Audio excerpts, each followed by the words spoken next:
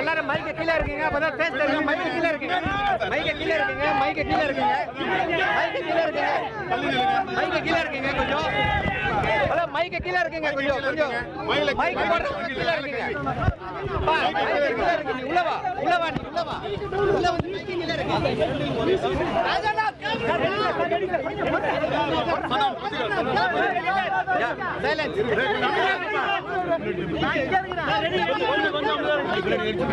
நண்பர்களுக்கு வணக்கம்.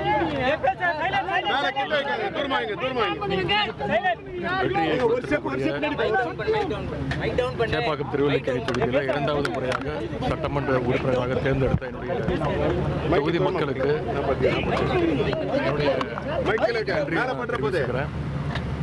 நிச்சயம் இந்த முறையும் ஒரு நல்ல சட்டமன்ற உறுப்பினராக அந்த தொகுதி மக்களுக்கு, சேப்பாக்கம் திருவல்லிக்கேணி தொகுதி மக்களுக்கு என்னுடைய முழு உழைப்பையும் அர்ப்பணிப்பையும் என்னுடைய தலைவர் வழியில் நிச்சயம் நாங்கள் செய்வோம்.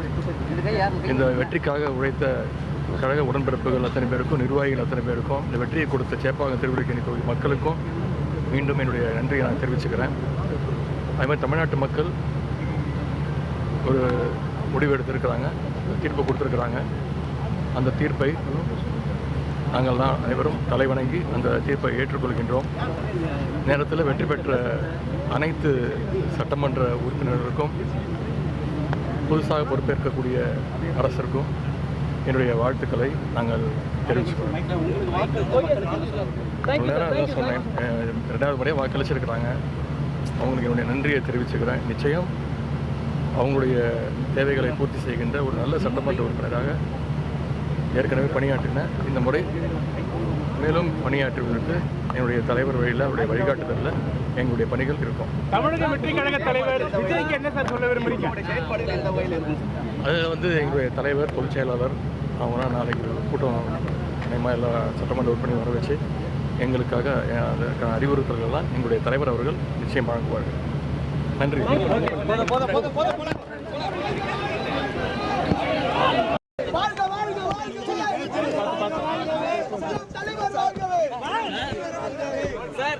சார், திமுக இயக்கம் இதுக்கு முன்னாடியும் பல இது போன்ற கஷ்ட காலங்களை சந்திச்சிருக்கு. இதை எப்படி கடந்து வரும் சார் திமுக இயக்கம்?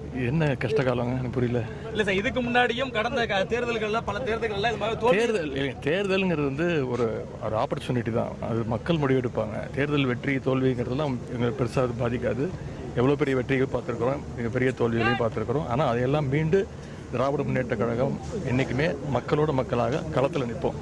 அதுதான் எங்களுடைய சார். இவ்வளவு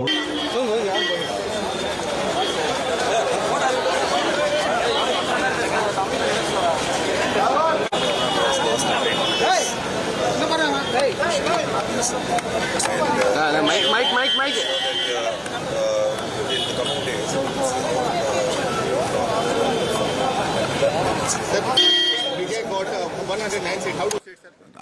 This is going to be Hananga Assembly, so we have to see how it's going to pan out, whether ADMK is going to be supporting them or what's going to happen. So we'll just have to wait and watch. Okay. Thank you very much.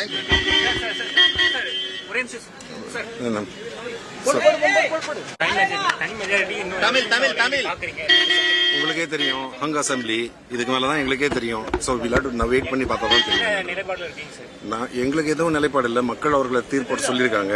Wait பண்ணி பார்ப்போம். இன்னொரு 2 நாள்ல மொத்தமா அந்த result எல்லாம் வந்ததுக்கு அப்புறமா அதிமுக அவங்க என்ன ஏதாவது ஸ்டாண்ட் எடுக்க போறாங்கன்றதை பார்த்துட்டு முடிவு பண்ணுவோம். நன்றி.